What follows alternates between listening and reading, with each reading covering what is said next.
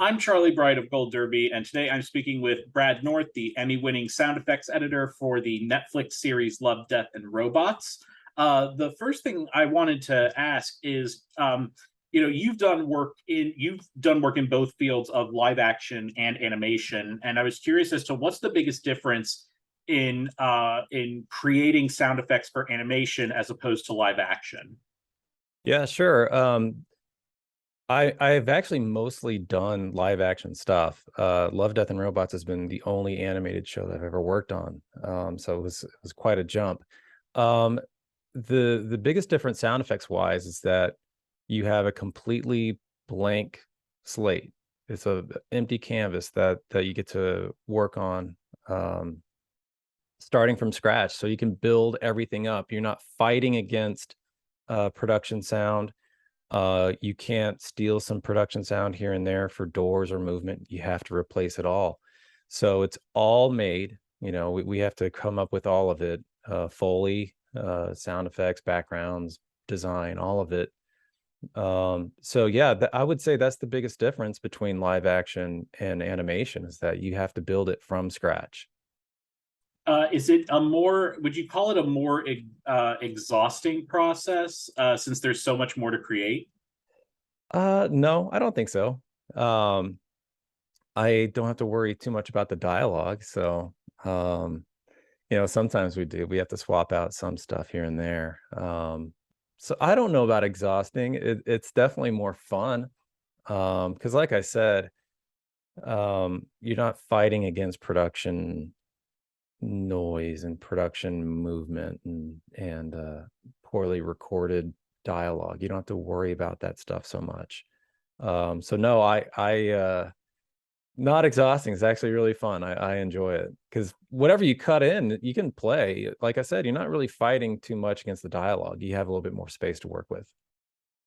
So you're nominated for an Emmy again this year for Love, Death, and Robots for the episode In Vaulted Halls Entombed. What were some of the more challenging sound effects to make for that episode?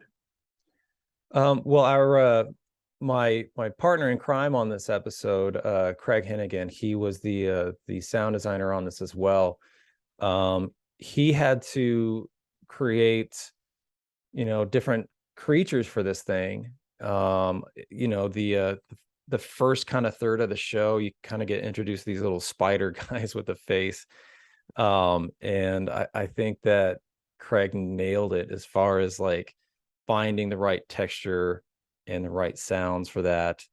And when they get all over the place and they crawl up on you and you see it right up close and it screams like that's just so good. And then like the middle part, you have the bigger ones.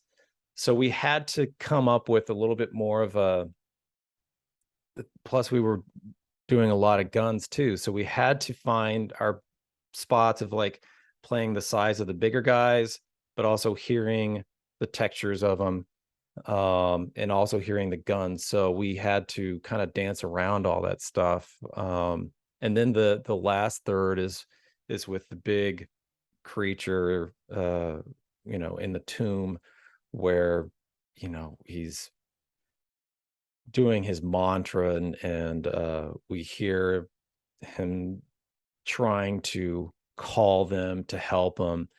So there was a lot of this vocal processing, and again, we had to sell size because the whole thing kind of steps up. That's one of the great things about this episode is the pacing of it, right? It kind of builds and builds and builds, and then at the end, she's just walking in the desert, and I think that's super cool. So selling the size and making sure that it's climactic, and then of course the head space where it's just screaming through their brain and he's trying to control them. There's all sorts of stuff in there as well. And yeah, if you're listening to that on a stage, that big screaming like head crushing sound, it hurts. It hurts quite a bit, but it drops these soldiers to the ground, so it's supposed to hurt a bit. but again, I think that the pacing of the show, and I think that the picture editing during that sequence, as the creature is getting into their heads, the real quick cuts and hitting each one of those is important. So yeah, there was a lot going on sound effects wise in this whole episode. And again, the atmospheres of them have to change too, because we start in the caves and then we start and get into this big thing, and then we get into the prison. They all had to kind of sound separate as well. So yeah, a lot going on in this track. A lot. Do you have certain kinds of sound effects that you enjoy creating more than others? Oh, what a great question. I've never been asked that. I think the creature stuff is fun, obviously. Creatures and monsters and stuff.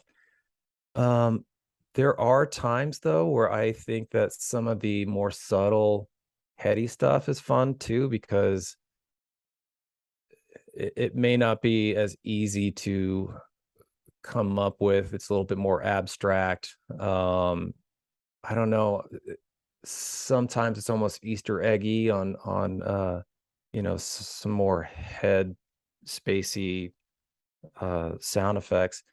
Um, so I don't know. It honestly, it kind of depends on the material, because if it looks cool and it has a cool vibe, then you just try to find the vibe. Um, one of the great things about working on Love, Death, and Robots is that each one of them have their own vibe, right? So um, sometimes you have to come up with futuristic vehicles and guns. Sometimes you have to do ancient giant creatures. Sometimes you're dealing with comedy beats, right? Like Three Robots. Um, and then some of them are real headspacey as well. So I think it just kind of depends. It kind of depends on the material and the kind of vibe of it. You just try to find the vibe of it. I think that's kind of the most fun for me, is trying to find the right feel for the show. So, actually, going off of what you just said there about how each episode is its own thing, because it's an anthology show, are there any challenges to creating sound effects for all these different episodes where each one has a different director, or is it pretty much a standard process for each episode? There's nothing standard about the show at all. Each director has their own thing, um, which is a good thing, right? And also some of them come with um, a definitive idea of what it should sound um, like Alberto with Hibaro. That was all his sound design, right? We were just putting it together, but it's all his stuff. And then for some other episodes, um, they just kind of give me a temp track and they say go for it. So, and everything in between. So all the different directors have different ideas. They have different thoughts about sound. And of course the material is all different as well. But yeah, it is difficult trying to find a sound for each episode, but it's also a lot of fun that way as well. So yeah, there's no real standard anything. We try to figure it out per episode. But I certainly enjoy it quite a bit. It's fun to do.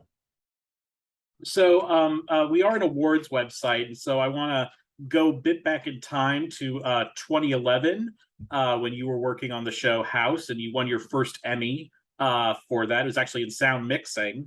What was that experience like when you won that first Emmy back in 2011? Um, well, House was a big show for me. I had only done features before that, and because of schedules and stuff, I just started working on that show, and it just kind of took off. And I started off as a sound effects editor on that, and ended up supervising it and helping out with the mix as well. So that show, was big for me. And as far as winning that Emmy, it was great because it was cool to win that with Joe DeAngelis, who I still mix with. That was a long time ago, and that really kind of solidified me and Joe as a team. Joe DeAngelis is, he mixed Love, Death, and Robots for us as well, and Chris Carpenter mixes the sound effects on Love, Death, and Robots. But yeah, that was the first one that Joe and I won together, and it's been a pretty good partnership since then. So, but I do love that show. That opened up a lot of doors for me. But yeah, whenever I think about winning an Emmy on House, I think about me and Joe, and kind of that partnership kind of taking off. And to build on that, you've won 4 additional Emmys since then. You won 2 for Stranger Things. You won another 4. You won for Love, Death, and Robots last year, and I'm blanking on the other one. Watchmen. Watchmen. That's right. Yeah. Watchmen. So I mean, you won these since then. At this point, does the whole thing kind of feel a little repetitive after a while? No, not at all. Not at all. They're all their own thing. So no, nothing repetitive. That's actually part of the benefit of doing this job, is that there's no, it changes. Every day is different. As a sound supervisor on different shows, every day is different. They all come with their own challenges and their own rewards. But no, again, nothing real standard. And no, I listen, I know that I'm lucky, and I appreciate the opportunities that these producers like Tim allow me to work on their shows. So I do it for them. I try to, do a good job for them.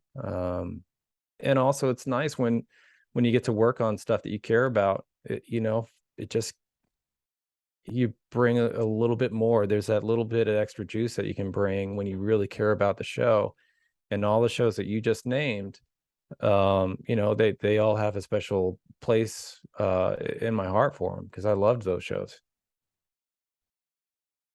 Well, Brad, thank you so much for joining us. We wish you all the best over these next couple of weeks. And to our viewers, please like this video, and don't forget to go to goldderby.com to make your Emmy predictions before the ceremony on September 12th.